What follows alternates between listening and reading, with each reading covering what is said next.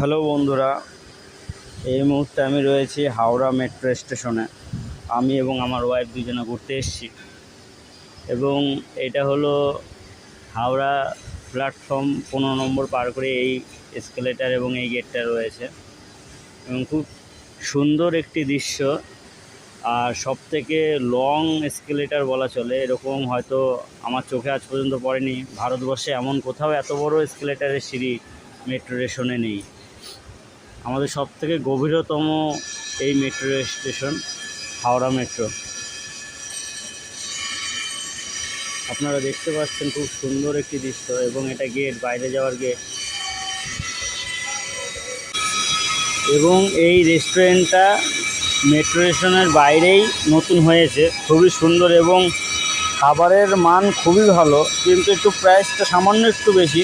কিন্তু আমি দেখেছি দিল্লি, গুজরাট বহু জায়গায় গিয়েছি, কিন্তু ওখানকার থেকে এখানে খাওয়ার প্রাইস অনেকটাই কম।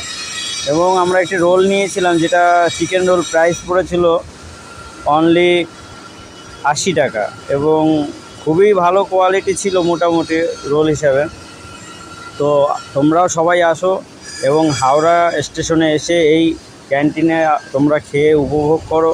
খুব সুন্দর দৃশ্য রয়েছে, পাশেই মেট্রো স্টেশন। তোমাদের বলছি তোমরা আসো এবং ঘোরো, খুবই সুন্দর।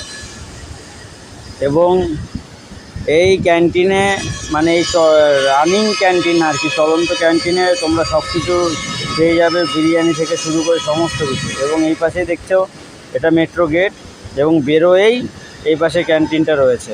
ধন্যবাদ সকলকে ভিডিওটা দেখার জন্য।